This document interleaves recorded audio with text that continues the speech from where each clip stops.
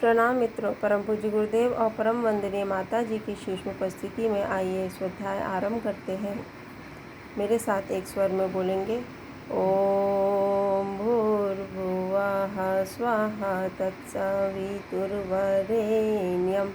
भर्गो देवस्य धीमहि धियो यो नः प्रचोदयात्। मित्रों, आज का विषय है गुरु गोविंदों खड़े काके लागू पाएं। समुद्र में नौका विहार के लिए सैकड़ों लोग अलग अलग नावों में सवार थे। नाविक के हाथों में उनकी नावों की बागडोर थी। समुद्र की अपार जलराशि को देखकर यात्री आनंद विभोर हो रहे थे। समुद्र की सतह पर नावें तेजी से तैर रही थी। यह सब नौकायान में निष्णात निपुण नाविकों के कारण ही संभव हो पाया था। पर देखते ही देखते समुद्र में तूफान उठने लगा। समुद्र की विशाल जलराशि, अथाह जल समुद्र में उठती लहरें, जिन्हें देखकर यात्री अभी अभी आनंदित हो रहे थे, वे उन्हें देखकर भयभीत हो उठे। देखते ही देखते समुद्र में उठती जल लहरों ने कई नावों को लीन लिया, पर एक नाव ऐसी थी जिस पर सवार यात्री तूफानों और लहरों के बीच भी निश्चिंत थे, क्योंकि वे जिस नाव में सवार थे उसका नाविक तूफानों और समुद्र की तेज लहरों के बीच से भी नाव को पार निकाल लेने की कला में निष्णात था। उस नाव में सवार यात्री घंटों तक तूफानों तेज लहरों के बीच भी नाव में निश्चिंत होकर बैठे रहे और नौका विहार का आनंद लेते हुए अंततः वे नाव के किनारे पहुंचते ही नाव से सुरक्षित पार उतर आए। दरअसल ये संसार भी सागर ही है, समुद्र ही है, जिसमें हम रह रहे हैं। उस समुद्र में सुख और दुख की तेज और तूफानी लहरें रह रहकर उठ रही हैं। जो कुशल और निष्णात निपुण नाविक की नाव में सवार हैं, वे सुख और दुख की तेज तूफानी लहरों के बीच भी जीवन का आनंद लेते हैं और अंततः उनकी नाव किनारे पहुंच जाती है, उस पार पहुंच जाती है। जो कुशल नाविक की नाव में सवार नहीं, उनकी नौका का भाव सागर से पार हो पाना संभव नहीं। वस्तुतः नाव में बैठने वाले यात्री कोई और नहीं बल्कि हम ही हैं, और ब्रह्मज्ञानी ब्रह्मनिष्ठ गुरु ही कुशल नाविक हैं, जो हमारी नाव को संसार सागर से भव सागर से पार कर सकते हैं। बस शर्त एक ही है, हमारा गुरु के प्रति सर्व समर्पण, संपूर्ण समर्पण। हमारा गुरु के प्रति हमारी अटूट अटल भक्ति और विश्वास। यदि ऐसा है तो भगवत कृपा से हमें ब्रह्मनिष्ठ गुरु की शरणागति प्राप्त होकर रहेगी, और ऐसे गुरु की शरणागति से हमारा भव सागर पार हो पाना सुनिश्चित हो जाएगा। अर्थात सुख दुख और जीवन मृत्यु रूपी चक्रव्यूह से सदैव के लिए मुक्त होकर हमें ब्रह्म आनंद की प्राप्ति हो सकेगी। हम धर्म अध्यात्म के मर्म को कैसे समझें और कैसे अनुभव करें? पूजा पाठ जप तप ध्यान करने पर भी जीवन में व्याप्त अतृप्ति को तृप्ति में कैसे बदलें? अपने चित्त को सच्चिदानंद में कैसे लगाएं? अपने अंतरतम में निहित आनंद के स्रोत सच्चित आनंद स्वरूप परमात्मा को कैसे पाएं और कैसे अनुभव करें? भय चिंता निराशा शोक कष्ट क्लेश आदि से मुक्त जीवन कैसे जिए? निर्भयता निश्चिंतता और प्रफुल्लता से युक्त जीवन कैसे जिए? अपने जीवन को पल पल आनंद से कैसे महकाएं? आदि सभी प्रश्नों का एक ही समाधान है, वह है सद्गुरु ब्रह्मनिष्ठ गुरु। ऐसे गुरु की शरणागति पाकर शिष्य मानो सब कुछ प्राप्त कर लेता है। शरणागति अर्थात गुरु के प्रति संपूर्ण समर्पण, संपूर्ण भक्ति। इसमें आधी अधूरी भक्ति या समर्पण से काम नहीं चलता।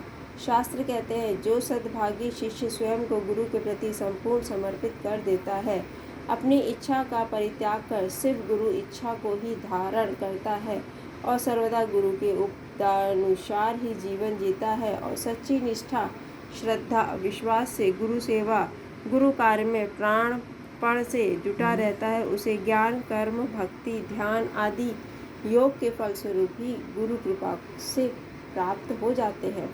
वह साधना में शीघ्र सफलता और सिद्धि पाता है। ब्रह्म साक्षात्कार करने में भी सफल हो जाता है। उस पर माया अहंकार का कोई असर नहीं होता।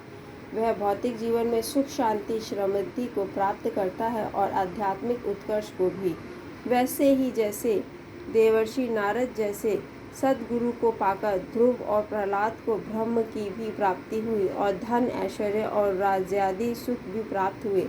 अर्जुन ने अपना सर्वस्व समर्पित कर दिया तो भगवान ने गीता का ज्ञान देकर उनकी अज्ञानता नष्ट कर दी और उन्हें अपने विराट स्वरूप का दर्शन कराया।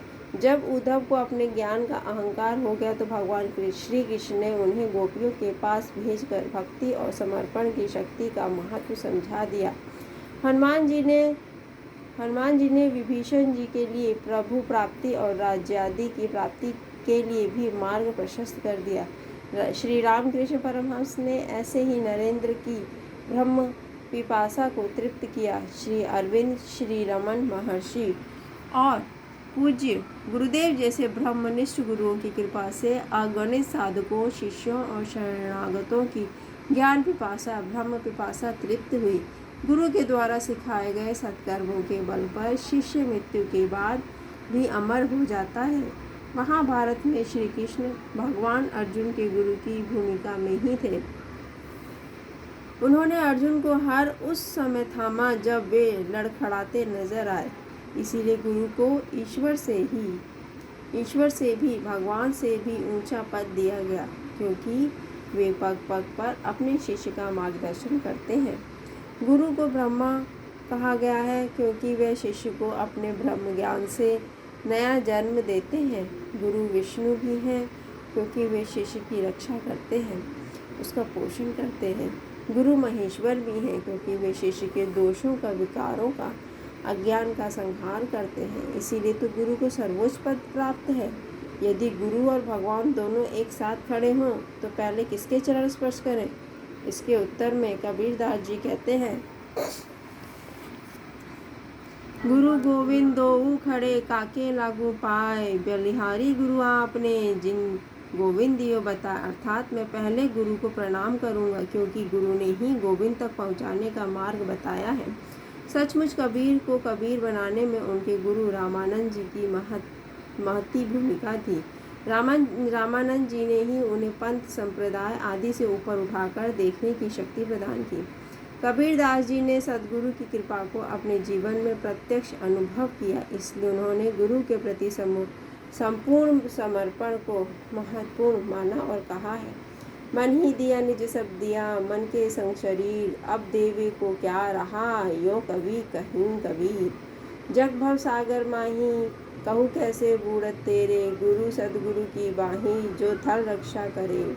अर्थात यदि तूने अपना मन गुरु को दे दिया तो जानो सब दे दिया, क्योंकि मन के साथ ही शरीर है, वह अपने आप समर्पित हो गया।